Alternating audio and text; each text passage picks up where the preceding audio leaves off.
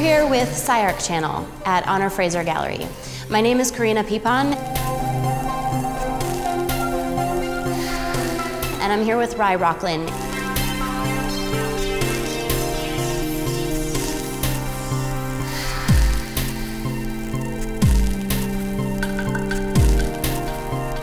In his exhibition, LA Relics. So this sculpture is called Ricky, and I wonder if you could talk a little bit about how you found this locker that you started with, and I'm so curious about how you work with found objects. This piece, as it's titled, Ricky, is a locker I found at the St. Vincent de Paul thrift store, and I was immediately struck by its embodiment of everything I would want out of an old high school locker. It had these lovely stickers. It has the Gangstar sticker and the Pal Peralta sticker. It had just the right amount of wear and tear. It has the numbers 31, lockers 31 through 36, which was nice because for me, numbers often play an important role in our lives, and how each one of these numbered lockers has its own connection to, obviously Jesus Christ, the locker here, number 33, Magic Johnson, Shaquille O'Neal. I mean, there's an association with those numbers. Over the course of a year, I think I looked at the locker, and somehow I knew it needed to be perforated. It needed to be more holes than not. And I initially was thinking the holes would be a little bit smaller, but I realized that the holes should be big enough where one could put their hand through to totally undercut the function of the locker. Right, a locker is usually meant to keep your personal items safe, but you wanted to turn that function on its head. Right. This piece is called School of Hard Knocks. I was excited by the multiplicity of the dollar bills and how they end up creating a kind of second skin for the trash can.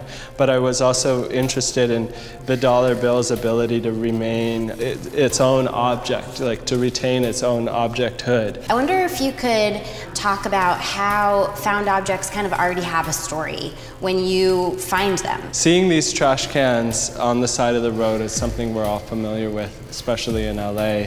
The story of the trash can, the kind of regular dumping of the trash can over the side of the truck, and the kind of sculpting that's done to that trash can over time, and then using its existence outside of my studio and incorporating the work that's been done on it into this piece. I thought to myself somehow that it would be nice for a dollar bill to be going through this grading of the trash can. I mean, for one, the dollar bill fit well in that literal space, and then also the poetic of the dollar bill in relationship to the trash can, I thought was a rich combination.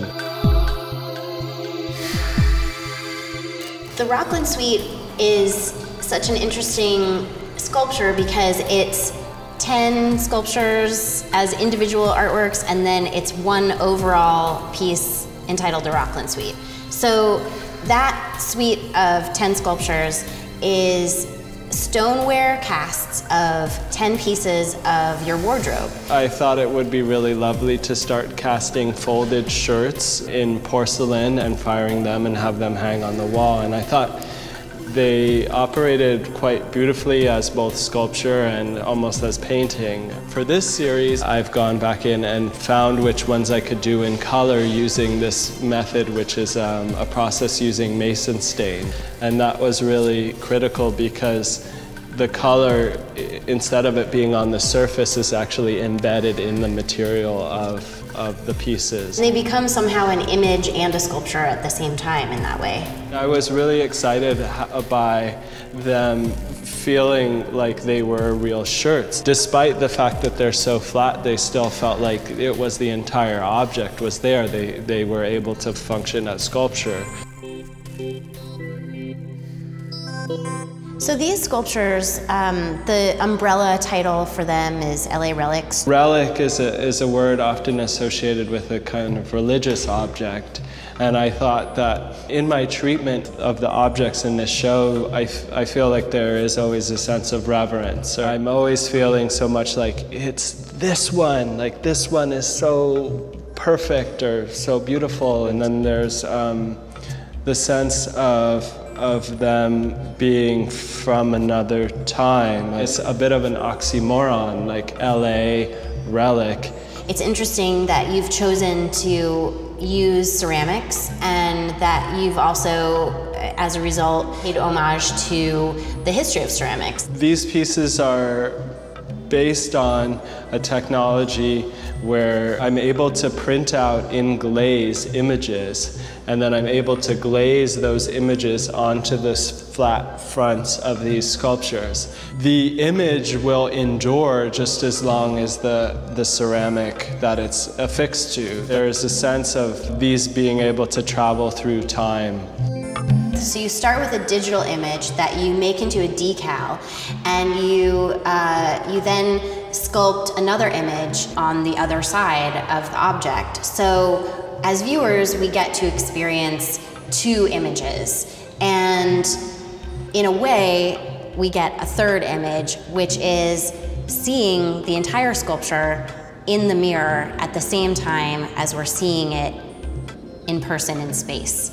I photograph these objects, so I go out and find these things. And in this particular instance, a water bottle that I felt like had a great sense of history embedded in its surface, the crust of the soil and this little bit of gum or whatnot on it. So then after looking at this photograph for a while, I tried to imagine what would be on the back, and in this particular instance, everyone kept saying it looked kind of like a hand grenade. So I thought it would be lovely to get an old World War II jacket with a lot of pockets and make a mold of that and then cast that in clay on the back.